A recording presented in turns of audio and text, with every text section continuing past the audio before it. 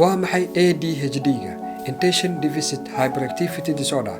waa habdhaqan qofka yeelanayo kaasoo ah inuu qofka u dhaqmo si intention la'aan ah ama dhug la'aan ah iyo howlo aan xuduud lahayn oo si bilaamiir ah loo sameeyo. ADHD-ga waa cudur badanaa lala xiriiriyo carruurta yaryar iyo ardada, kuwaasoo inta badan iska indhatira howsha hortooda ka socota, fudayd badan, miirkooda maqan yahay, xasuustooduna ay liidato. Sidoo kale waxaa dhici karaysa in qaarkood ay xanuunkaasi la weynaadaan. Lama garanayo sabab rasmi ah oo keenta cudurkan, laakiin waxaa dhici karaysa in ilmuhu ka dhaxlo waalidka ama hooyada oo xaalad walaac stress daran gasha xilliga uurka. Ii ogolow inaan kula wadaago 6 calaamadood oo lagu yaqaano dadka la tacaalaya ADHD-ga.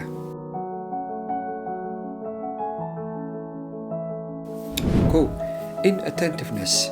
Calaamada koowaad ee lagu yaqaano ADHD-ga ayaa ah dhug la'aan ama intention la'aan qofka haysata, taasoo u diidaysa inuu focuska ama diiradda saaro howsha uu qabanayo iyo dadka la hadlaya. Inkastoo calaamadan sidoo kale ay ka soo muuqato dadka qaba stresska, haddana waa inaad fiiro gaar u yeelataa haddii aad aragto intentionkaaga ama dhugtaada oo si fudud isku beddelaysa. 2. Hyperfocus. waa tii hor cagsigeeda, taasoo ah inaad intentionkaaga oo idil isugu geyso hal howl, adigoo gebi ahaanba iloobaya howlihii kale ee kuu yaalay ama waxa hareeraha ka socda, sida ku mashquulidda telefoonkaaga. waa inaadan isku khaldin hyperfocus iyo deep concentration.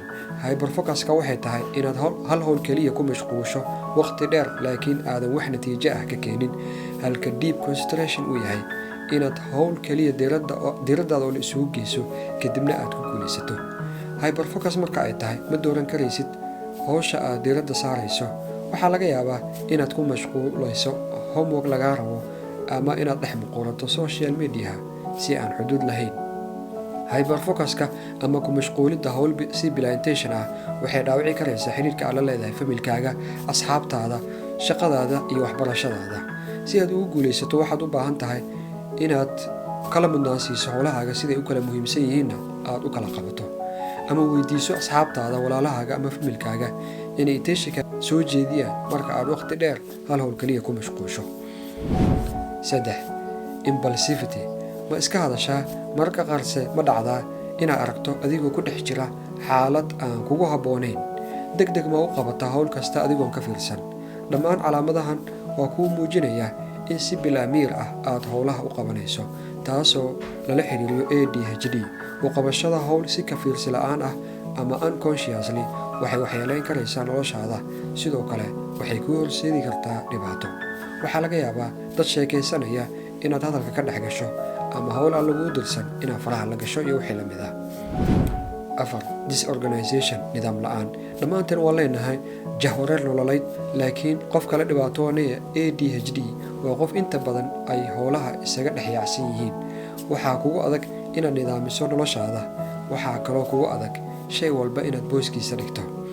dadka waaweyn ee la dhibaatoonaya ADHD-ga ayaa badanaa haysta nidaam la'aan noloshooda iyo howlahooda ah, sida inay iska meelmeeliyaan xalinta dhibaato haysata iyo inay dhibaato u qabaan nidaaminta howlahooda. 5. Mood swing. niyad isbedbedelka. inkastoo calaamadan laga helayo qaybo badan oo ka mid ah cudurrada maskaxda, haddana qofka la dhibaatoonaya ADHD waa wax lagu yaqaano mood swing ama niyad isbedbedelka. waxaa laga yaabaa inaad maalin faraxsan tahay, maalin kalena kaa xun tahay ama aad murugaysan tahay. 6. Lack of motivation. dhiirigelin la'aan. ma tahay qof doonaya inuu howl qabto laakiin ma dareemaysaa inaadan lahayn dhiiranaan iyo xamaasad aad howshaasi ku qabato? dabcan waa calaamad kale oo lagu yaqaano ADHD-ga. si aad ugu guulaysato, isku day inaad howlahaaga u kala qaybiso qaybo kala duwan iyo waqtiyo kala go'an. haddaba sidee loola tacaali karaa xanuunkan ADHD-ga? si aad ula tacaasho xanuunkan ADHD-ga waxaa marka hore kula gudboon inaad isqur'aan saarto ama ilmaha qaba aad qur'aan saarto, waayo qur'aanku wuxuu dawo u yahay xanuun kasta. tan labaad, aad adiga ama gey ilmahaaga maalin walba ama asbuucii 3 jeer meelaha dabeecadda sida meelaha dhirta ku yaaliin, webiyada, xeebaha, daljiinada. haddii aad karaysana inaad tuulooyinka baadiyaha aad in muddo ah kusoo hayso, halkaasna aad waqti iskula qaadataan. la falgalka dabeecadda wuxuu qofka ka helaa caafimaad iyo energy siyaado ah oo uu noloshiisa ku maareeyo. tan saddexaad, in waalidiinta ilmaha kula dhaqmaan macaamil fiican oo ay ka ilaaliyaan hadallo negative ah marka ay khalad sameeyaan, beddelkeedna ay si degan wax uga sheegaan sida saxda ah.